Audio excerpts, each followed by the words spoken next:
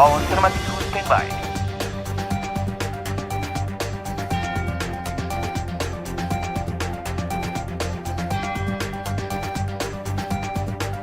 Kamera rolling.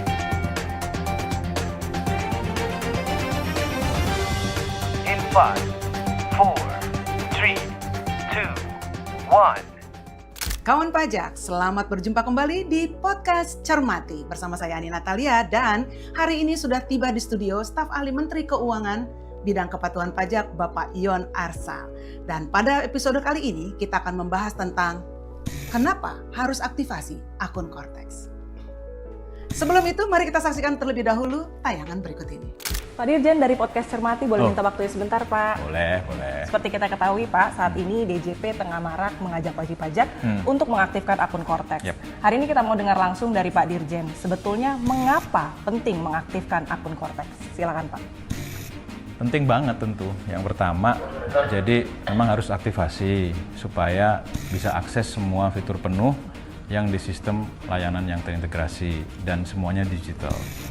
Kemudian kalau dibanding sistem lama, Cortex ini mudah banget karena bisa secara mandiri langsung diubah di fiturnya, nggak perlu datang ke kantor pajak.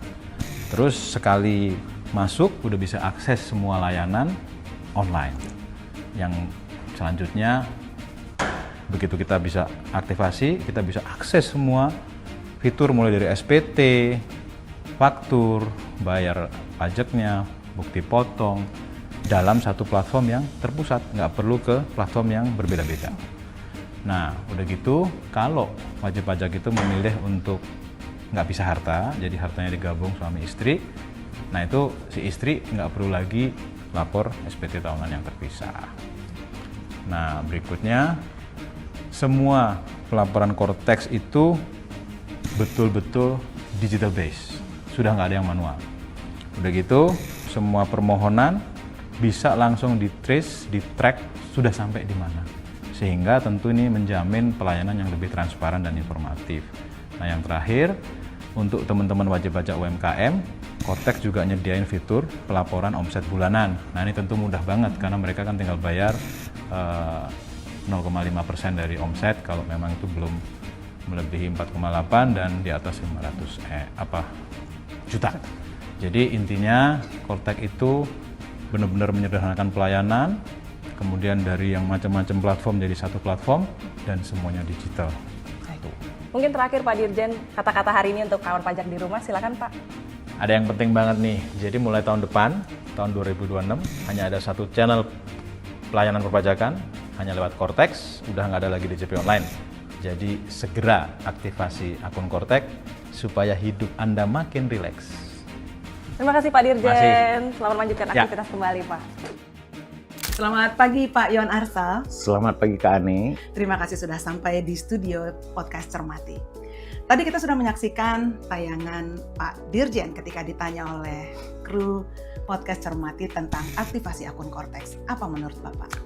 Sangat menarik tadi yang disampaikan Pak Dirjen. Kita melihat beberapa poin yang saya pikir perlu kita highlight kembali. Yang pertama, beliau menyampaikan bahwa kekuatan paling penting dari Cortex ini adalah digitalisasi dan otomasi dari suatu proses. Kita lihat bagaimana seluruh proses nanti bisnis di DJP akan didigitalisasi dan diotomasikan. Hal ini tentu meningkatkan pelayanan kepada wajib pajak. Ini menjadi kata kunci menurut saya. Dan karena seluruh proses nanti akan dilakukan digitalisasi, artinya nanti wajib pajak juga bisa melihat sendiri. Kan ya, kalau tidak salah ada akun yang bisa memantau untuk wajib pajak melihat sendiri ke pelaporan yang sudah dilakukan, kewajiban yang sudah dilaksanakan. Nah, ini tentu menjadi transparan, lebih transparan kepada wajib pajak. Nah, di samping itu kita melihat juga bahwa dengan implementasi Cortex ini juga kita lihat bahwa ada integrasi sistem dari yang selama ini tersebar di beberapa aplikasi kemudian menjadi di satu tempat. Ini juga tentu menjadi kemudahan bagi wajib pajak dalam memenuhi kewajiban perpajakan. Dan yang terakhir, tentu kita lihat tadi Pak DJ sampaikan bahwa Cortex juga memberikan fitur-fitur unggulan khususnya kepada wajib pajak seperti wajib pajak UMKM. yang memudahkan mereka nanti untuk menyusun laporan keuangan dan memudahkan pada wajib UMKM ini juga untuk nanti memenuhi kewajiban perpajakannya sesuai dengan ketentuan peraturan perundang-undangan yang berlaku. Jadi saya pikir Pak Dirjen tadi menyampaikan bagaimana kita perlu untuk kehadiran Kortex menjadi sangat penting dan salah satu pintu masuk utamanya adalah melakukan aktivasi. Saya pikir itu menjadi kredit poin yang penting dari tadi. Jadi karena kita akan masuk ke Kortex, maka semua wajib pajak harus aktivasi akun Kortex karena kita akan masuk rumah baru, semuanya harus punya kuncinya dulu yaitu dengan mengaktifkan akun Kortex. Pak Yon Arsal sebagai staf ahli Menteri Keuangan bidang kepatuhan pajak, menurut Bapak apakah Kortex ini akan meningkatkan kepatuhan pajak? Kalau kita tarik sedikit ke teori dulu ya, Kak Ani ya, sebelum kita membahas apakah ini nanti akan berpengaruh kepada kepatuhan pajak atau tidak, setidaknya dari segi literatur yang ada kita melihat bahwa kepatuhan wajib pajak itu pada prinsipnya ada dua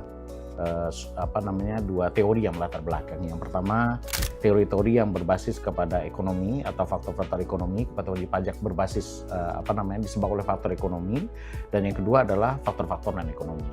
Nah, kalau kita lihat faktor-faktor ekonomi, pada prinsipnya itu adalah ini teori yang relatif lebih lama. Dan itu muncul karena misalnya bagaimana manusia itu bersifat lebih rasional dan memaksimalkan kebutuhannya, kan gitu ya, termasuk kebutuhan untuk kepatuhan perpajakannya. Dan dia melihat bagaimana salah satu faktor ekonomi itu misalnya adalah tarif pajak atau biaya kepatuhan yang harus dia tanggung. Itu menjadi faktor ekonomi yang penting. Kalau misalnya wajib pajak itu kemudian merasa biaya kepatuhannya tinggi, dia harus datang ke kantor pajak, harus ngeprint banyak-banyak dan sebagainya. Nah, ini menyebabkan dia menjadi biaya kepatuhan menjadi lebih meningkat dan kemungkinan dia menjadi tidak patuh juga menjadi lebih tinggi. Nah, di sisi lain, teori-teori yang belakangan muncul itu lebih mengarah kepada teori-teori yang sifatnya non-ekonomi yang muncul dari teori-teori perilaku behaviornya pada wajib pajak. Nah, oleh sebab itu kalau kita lihat dari perilaku behavior ini, dua key point-nya adalah transparansi dan keadilan sebenarnya. Nah, kalau kita bicara kepada prinsip dari faktor ekonomi tadi, bagaimana sistem Kortex ini akan berperan? Tadi kita sampaikan, Kortex ini kata kuncinya adalah otomasi dan digitalisasi. Tentu kita berharap bahwa dengan digitalisasi dan otomasi ini, seluruh kebutuhan wajib pajak tersebut dapat dilayani dengan lebih baik, tanpa wajib pajak harus selalu datang ke kantor pajak, kan begitu ya kan ya. Sehingga dengan demikian kita berharap dengan berbagai saluran yang disediakan oleh Kortex ini, layanan juga menjadi lebih borderless gitu ya, sehingga biaya kepatuhannya menjadi lebih rendah. Dan kita tahu dari teori yang ada bahwa semakin rendah biaya kepatuhan, maka diharapkan voluntary compliance-nya wajib pajak juga akan meningkat. Nah, di sisi lain juga kita lihat dari sisi pengawasan. Dari sisi pengawasan, karena dengan integrasi data yang jauh lebih baik, tentunya kita berharap bahwa Kortex ini akan menyajikan transparansi dan keadilan yang lebih baik kepada wajib pajak. Wajib pajak yang diawasi adalah wajib pajak yang tentu risikonya lebih tinggi, sehingga kita melihat bahwa namanya wajib pajak diawasi atau diperiksa ya kan ya, tentu ada semacam psychological cost juga yang harus dia tanggung. Nah, tentu ini menjadi key point juga. Nah, kalau wajib pajak yang diperiksa itu ternyata wajib pajak yang patuh misalnya, tentu malah ini salah satu sisi menjadi kontraproduktif. Dia bisa menjadi wajib pajak yang, karena tadi ada psychological cost yang harus dia tanggung bagi wajib pajak bersangkutan. Nah, sehingga kami yakin dan percaya kan ini dengan berbagai fitur kemudahan tadi yang ditawarkan Kortex tadi, baik dari sisi faktor ekonomi ataupun faktor-faktor non-ekonomi, kita melihat bahwa Kortex ini nanti tentunya diharapkan dapat memberikan peranan yang cukup kuat dan signifikan dalam mendorong kepatuhan wajib pajak di satu sisi, baik secara voluntary ataupun kemampuan Direktorat Jenderal Pajak dalam melakukan pengawasan yang lebih transparan dan akuntabel. Sehingga dengan dua faktor ini kita melihat ke depan secara overall kepatuhan wajib pajak bisa diharapkan dapat kita tingkatkan. Waduh, sangat komprehensif Pak Yon Arsal, terima kasih. Tapi kita juga memahami ya Pak, bahwa implementasi Kortex ini tentunya akan menghadapi berbagai tantangan. Pasti ada tantangan baru gitu. Kalau menurut Bapak sendiri, tantangan apa dan nanti dampaknya ke kepatuhan kita seperti apa juga? Nah, kalau kita lihat dari sisi wajib pajak, tentu yang paling penting adalah bagaimana kita melihat ini adaptasi yang bisa secepat mungkin. Ini kan basisnya tadi disampaikan Pak Dirjen di depan, digitalisasi dan otomasi. Kita harus memahami belum seluruhnya wajib pajak ini melek teknologi. Nah, ini bagaimana bisa segera dilakukan adaptasi ini dengan secara lebih baik dan lebih cepat gitu ya. Dan kita ngelihat bagaimana proses teknologi ini juga sangat berbeda di antar daerah gitu kan nih ya. Ada yang di Jawa mungkin aksesnya lebih baik, di daerah-daerah mungkin belum terlalu baik. Nah, ini juga harus segera diperbaiki. Nah, artinya kalau ini tidak bisa segera diatasi dengan baik, jangan-jangan malah yang muncul biaya kepatuhannya malah jadi lebih tinggi karena memang wajib pajak merasa kok malah jadi lebih sulit. Nah, ini menjadi tantangan sekaligus juga menjadi PR yang harus diselesaikan oleh petugas pajak. Nah, di sisi lain kita melihat bahwa dari Kortex tadi kita sempat diskusikan, Kortex ini tentu membuat proses pengawasan itu menjadi lebih baik. Buat beberapa orang mungkin oke, tapi buat beberapa orang yang tidak terbiasa diawasi mungkin akan menjadi lebih sulit. Mungkin pada titik-titik awal saya merasa mungkin nanti ada titik di mana wajib pajak kok saya diawasin banget ya saat ini gitu. Nah, ini juga tentu harus persepsi seperti ini saya pikir harus kita luruskan gitu ya, bahwa memang sekali lagi prinsipnya adalah bahwa wajib pajak itu diminta membayar pajak itu tentu sesuai dengan yang wajib pajak ya pajak yang terhutang yang menjadi bebannya dia, tidak boleh lebih 1% pun dan tidak boleh kurang 1% pun. Itu aja prinsipnya pada prinsip. Tapi dengan demikian sekali lagi saya pikir ini dua tantangan ini dari sisi wajib pajak saya pikir ini tentu harus akan muncul dan harus kita selesaikan. Nah, dari sisi kita selaku petugas pajak dari Direktorat Jenderal Pajak, kita setidaknya sudah mencoba jauh lebih dulu ya. Karena nanti semua sistem kita sudah terintegrasi, tentu dari SDM dan organisasi saya pikir juga kalau memang perlu ada penyelarasan, kemudian ada perlu penyesuaian dari sisi proses bisnis, organisasi, itu tentu harus disesuaikan juga. Nah, plus juga tentu kita lihat dari sisi regulasi. Regulasi tentu juga kita lihat sudah banyak sekali regulasi yang harus disesuaikan mengikuti Kortex ini. Salah satu misalnya Kak Ani adalah bagaimana regulasi itu harus disesuaikan untuk menampung omnichannel yang tadinya mungkin tidak ada. Itu yang paling sederhana. Kemudian yang kedua regulasi pemeriksaan yang harus kita buat, karena pemeriksaan sekarang itu ada yang menjadi spesifik, kemudian terfokus, yang jauh lebih simpel dibandingkan dengan probis pemeriksaan yang sebelumnya. Kita juga melihat bagaimana kita dituntut untuk menyesuaikan berbagai proses bisnis lainnya di berbagai area yang lain, baik di pengawasan, penilaian, dan hampir seluruh proses bisnis, bahkan yang di bagian dapurnya juga diperbaiki. Proses bisnis data, CRM, dan sebagainya itu disesuaikan. Dan ini membutuhkan tentu juga harmonisasi peraturan yang lebih cepat gitu ya untuk menyesuaikan berbagai regulasi ini sesuai dengan perkembangan Kortex terkini. Jadi sekali lagi Ani, saya pikir tantangan itu akan muncul baik dari sisi wajib pajak ataupun dari petugas pajak, tapi tidak usah sesuatu yang kita takuti. Saya pikir karena kan toh juga tantangannya itu bukan sesuatu yang impossible untuk diselesaikan gitu, dan over time beriringnya berjalannya waktu saya pikir itu bisa kita selesaikan dengan baik sepanjang kata kuncinya ada kolaborasi yang baik antara kita petugas pajak dengan wajib pajak. Sangat luar biasa Pak, kalau kita bisa lihat tadi tantangannya Bapak ceritakan tidak hanya dari adaptasi penggunaan sistem yang baru, tetapi juga tentang bagaimana kemudahan dalam penggunaannya. Tapi mungkin kita juga tidak fokus di masalah teknisnya saja ya Pak ya, tapi juga kita bicara nanti, Bapak tadi sudah bahas tentang akurasi data. Direktorat Jenderal Pajak juga sudah melakukan banyak sosialisasi masif dan edukasi Pak. Sebenarnya sudah semua unit kita melakukan hal ini. Namun kalau menurut mungkin banyak kawan pajak yang ingin mengetahui kira-kira strategi apa yang diambil oleh Direktorat Jenderal Pajak untuk mengatasi tantangan adopsi penggunaan sistem Kortex ini Pak. Nah, ini menarik nih. Kalau kita jualan barang terus kita bilang ini mudah, tapi kita nggak bisa menyampaikan dengan baik kepada orang yang calon konsumennya bahwa barang ini mudah dengan cara yang tepat, tentu tidak terkomunikasikan dengan baik, sehingga fitur kemudahannya itu menjadi tidak tersosialisasikan dengan optimal.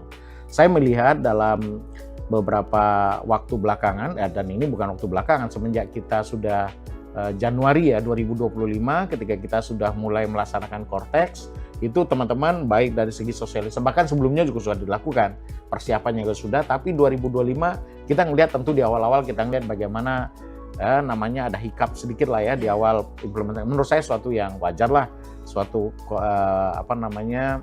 teknologi IT sistem yang sangat besar ya, tentu ada hiccup sedikit lah di depan. Cegukan ya Pak ya? Cegukan lah ya, cegukan di depan, dan saya pikir ini Direktorat Jenderal Pajak sudah mencoba memperbaiki dengan baik, tentu juga berdasarkan masukan-masukan yang sangat positif dan sangat membangun dari wajib pajak. Dan saya melihat bagaimana pendekatan kemudian dilakukan oleh Direktorat Jenderal Pajak dengan jauh lebih mendengar kebutuhan dari si wajib pajak selaku pengguna.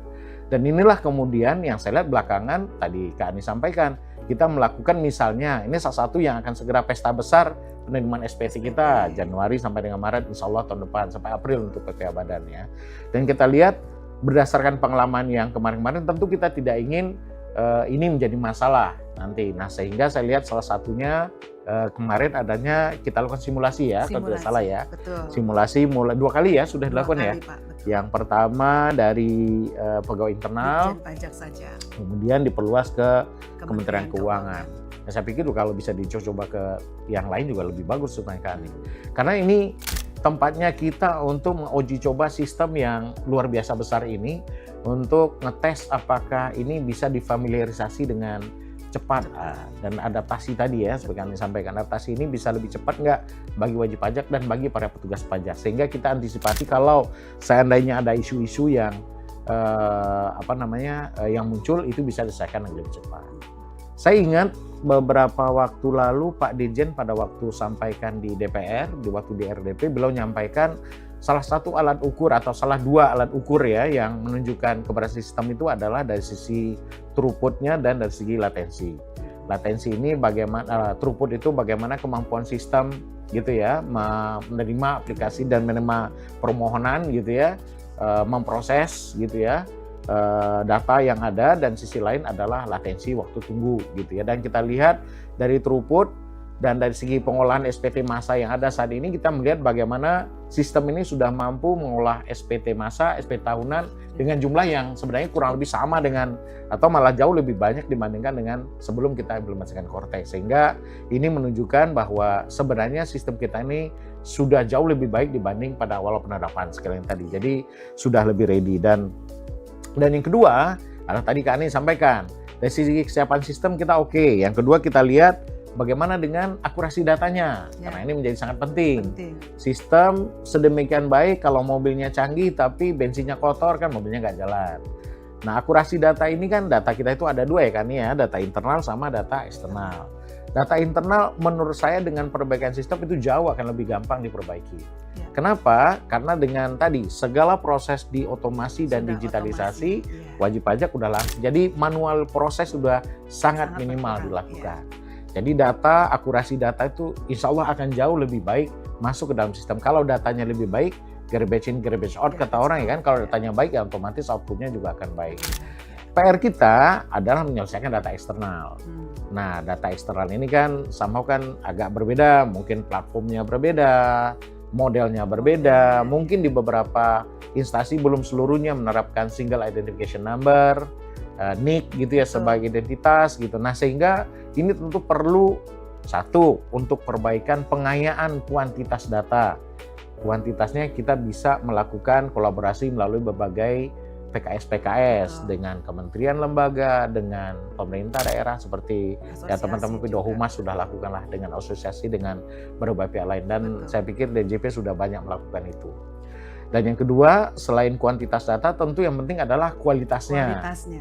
Nah, kualitas ini kata kuncinya tentu adalah evaluasi dan komunikasi balik, feedback. Nah, komunikasi ini tentu perlu dilakukan. Evaluasi, saya pikir juga teman-teman DJP sudah lakukan. Dengan memakai data yang disampaikan oleh instansi tadi, katakanlah dalam satu putar kan kita udah lihat mana yang kira-kira kelemahannya ada di mana, kekurangannya ada di mana. Tapi itu tentu tidak cukup kalau kita tidak komunikasikan balik. Nah, tentu ini saya pikir bagian kata kuncinya adalah evaluasi dan komunikasi serta koordinasi yang baik dengan para penyedia data. Sekali lagi karena ini menjadi bagian yang paling penting kan, betul kan ya? Betul. Karena mesinnya bagus, kalau bahan bakarnya nggak Inputnya bagus, nggak bagus, inputnya nggak iya. bagus juga tentunya mobilnya nggak bisa jalan dengan Betul.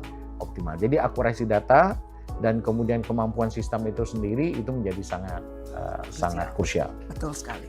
Pak, kalau kita lagi bahas lagi, banyak sekali orang menanyakan tentang, tadi Bapak sudah cerita tentang Cortex ini yang sangat luar biasa, mesin besar, rumah baru digital perpajakan Indonesia ini. Nah, sekarang mungkin banyak yang ingin menanyakan, kira-kira bagaimana peluang Cortex ini meningkatkan tax ratio kita, Pak? Ini pertanyaan simpel tapi susah jawabnya nih, ya. Tapi ketika kita menyusun ini pertama, saya pikir kan saya kebetulan juga diberikan cukup beruntung lah ya bisa ikut dari awal bersama para pimpinan kita yang lain yang mendampingi para pimpinan kita yang lain. Pertanyaan yang pertama adalah apakah sistem ini akan mampu memperbaiki tax ratio? Ya jawaban kita waktu itu ya harus mampu, kalau enggak ngapain kita benerin kan gitu kan ya. Kalau enggak kan tentu, nah cuman lewat jalur mana dia akan memperbaiki tax ratio kita. Kita tahu bahwa tax ratio ini kan bukan hanya faktor yang sederhana untuk diselesaikan ya, bahwa tax ratio ini ada faktor eksternalnya juga, ada faktor ekonominya juga kan gitu ya. Kalau kita lihat bicara tax ratio dan tax gap, ada yang muncul karena ada policy gap karena kita memang desain polisinya seperti itu, dan ada yang muncul karena kalau tax ratio itu ada kan faktor-faktor karena memang secara ekonomi memang tidak bisa dimungkinkan, misalnya struktur ekonomi kita yang sangat tergantung kepada informal sektor atau sektor yang UMKM misalnya, yang di dalam konteks kita berikan berbagai macam fasilitas, ya tentu itu juga menjadi catatan tersendiri gitu ya. Nah, namun di sisi lain kita melihat bahwa pada waktu reform pun kita melihat bahwa masih banyak peluang yang bisa kita tingkatkan karena compliance gap kita, gap yang dari tingkat kepatuhannya itu juga masih banyak yang muncul, termasuk salah satunya dari administrasi kita yang belum cukup sempurna. Oleh sebab itulah makanya Cortex ini menjadi salah satu backbone-nya kita dalam reformasi yang kita jalankan, kan gitu ya. Nah, tujuan akhirnya tentu salah satunya melalui dengan tujuannya tentu akhirnya untuk peningkatan tax ratio. Jalurnya seperti apa? Kita lihat tadi saya sampaikan bahwa tax ratio ini sebagian besar muncul karena ada voluntary compliance. Ada yang muncul karena enforced compliance. Yang compliance yang muncul karena ada upaya Direktorat Jenderal Pajak untuk berhubungan dengan wajib pajak melalui kegiatan penegakan hukum, pengawasan, edukasi, dan sebagainya. Kita lihat dari sisi yang sifatnya voluntary compliance. Sangat sederhana kita lihat, dengan wajib pajak semakin mudah memenuhi kewajiban perpajakan, pelayanan yang lebih baik, akan muncul trust dan kepercayaan karena lebih transparan ya, lebih transparan, terbuka, akuntabel. Harapannya kan tentu secara voluntary wajib pajak juga melihat, oh duit saya dipakai dengan benar, kan gitu, duit pajak saya dikelola dengan baik oleh Direktur Jenderal Pajak, kemudian di spending dengan baik, kemudian bisa ditunjukkan masyarakat, oh saya ikut, duit saya yang saya kontribusikan ikut membiayai misalnya makan bergizi gratis, saya ikut berkontribusi pembiayaan kesehatan gratis masyarakat, pembangunan jalan sebagainya, dan dia meyakini juga bahwa oh semua akun saya sekarang saya bisa trace secara mudah, oh saya sekarang yakinin bahwa pengelolaan pajak saya itu jauh lebih transparan dan orang juga menjadi harapan kita secara voluntary compliance-nya bisa meningkat. Nah, dari sisi satunya kita lihat bahwa pengawasan juga harusnya menjadi jauh lebih baik.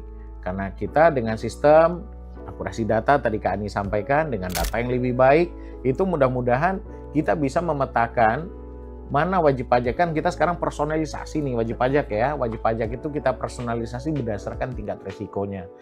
Yang mana yang berisiko, mana yang nggak berisiko. Dan treatment yang paling baik dan berdasarkan teori yang ada adalah memberikan treatment sesuai dengan tingkat risikonya. Jadi harapan kita dengan Cortex ini ke depan, pengawasan yang kita lakukan itu juga bisa menyasar kepada wajib pajak yang memang berisiko saja. Sementara bahwa wajib pajak yang sudah sangat patuh, kita dorong kepatuhannya melalui pelayanan yang jauh lebih baik, edukasi yang memang dibutuhkan oleh wajib pajak. Dan harapannya tadi voluntary compliance meningkat, enforcement-nya juga enforce compliance-nya Tepat juga sasaran, tepat gitu. sasaran, efektif dan efisien gitu. Dan at the end of the day ya maunya sih tax rate-nya Hasilnya, tax hasilnya meningkat.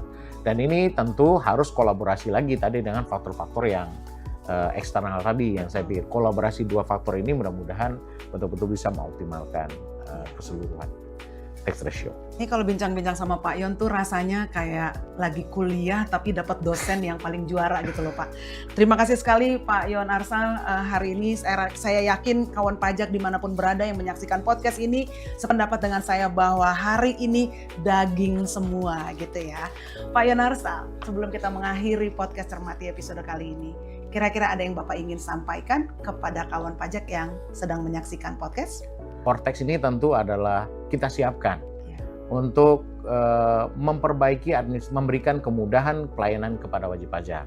Sehingga tentu kita berharap kepada seluruh wajib pajak tentunya, kepada stakeholder yang lain, kemudian termasuk media juga barangkali gitu ya, kita bisa menggaungkan bersama gitu ya bahwa Cortex ini memang kita niatkan untuk memperbaiki cara kerja Direktorat Jenderal Pajak dalam berinteraksi dengan wajib pajak. Mari kita optimalkan sehingga Cortex yang kita niatkan baik ini betul-betul bisa kita gunakan seoptimal mungkin. Nah, bagi pegawai pajak tentu kita berpesan. Ini juga tadi kita sampaikan ada tantangan yang muncul dan ini harus diselesaikan gitu ya. Nah, bagi dari sisi petugas pajak, kolaborasi dengan wajib pajak juga menjadi sangat penting gitu ya kan ya. Karena memang tanpa hal ini berbagai tantangan dan masalah tadi mungkin penyelesaiannya juga tidak cepat dan tidak selesai dengan baik.